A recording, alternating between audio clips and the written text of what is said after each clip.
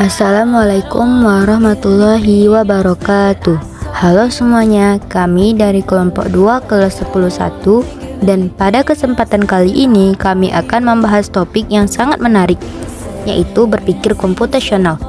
Apa itu berpikir komputasional? Kenapa penting untuk kehidupan sehari-hari, bahkan di luar dunia teknologi? Yuk simak penjelasan kami sampai akhir. Yang pertama adalah pengertian dan kompetensi dalam berpikir komputasional. Pengertian berpikir komputasional ialah cara berpikir logis dan sistematis untuk menyelesaikan masalah yang dapat diterapkan oleh manusia maupun komputer. Kompetensi dasar dalam berpikir komputasional adalah peserta didik memahami konsep dasar berpikir komputasional sebagai dasar dalam pemecahan masalah dan pengambilan keputusan baik secara sistematis maupun logis. Indikator dan tujuan pembelajaran. Indikator pencapaian kompetensi yaitu pertama, menjelaskan pengertian berpikir komputasional. Yang kedua, menyebutkan dan menjelaskan komponen-komponennya. Dan yang ketiga, memberikan contoh dan menerapkan dalam kehidupan sehari-hari.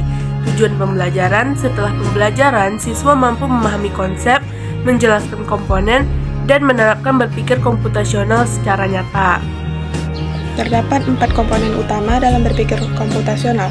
1. Decomposition atau dekonstruksi, yaitu memecah masalah kompleks menjadi bagian kecil. Misalnya menulis cerita dibagi menjadi pembuka, isi, dan penutup. 2.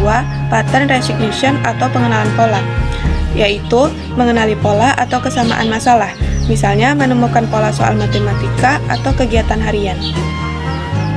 Abstraction atau abstraksi yaitu mengambil informasi yang penting dan mengabaikan hal tidak relevan, seperti membuat peta yang diambil cuma jalan dan lokasinya saja.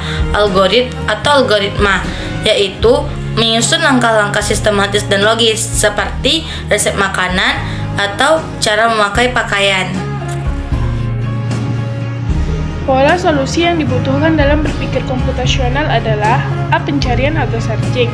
Apa itu mencari? Mencari adalah menemukan sesuatu yang bisa berupa benda, angka, konsep, dan informasi yang memenuhi kriteria tertentu dalam suatu ruang pencarian. Masalah pencarian sangat umum ditemukan di dalam berbagai konsep, termasuk dalam dunia komputasi.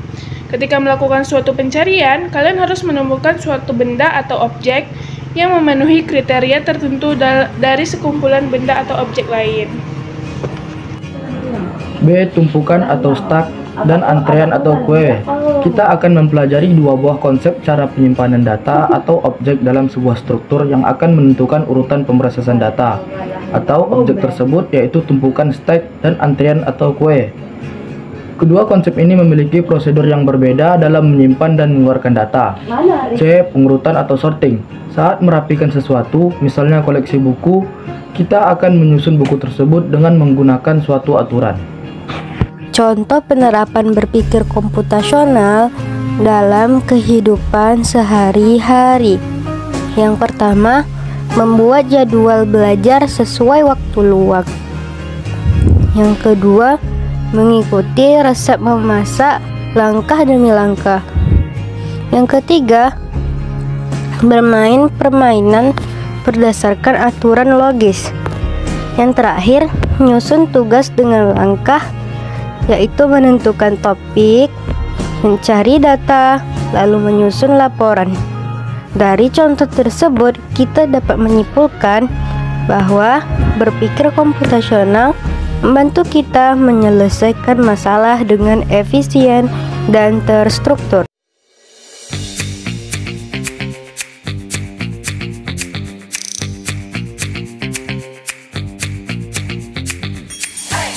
Berdasarkan hasil pembahasan yang telah disampaikan oleh kelompok kami, dapat disimpulkan bahwa berpikir komputasional merupakan suatu pendekatan pemecahan masalah yang sangat penting di era digital saat ini.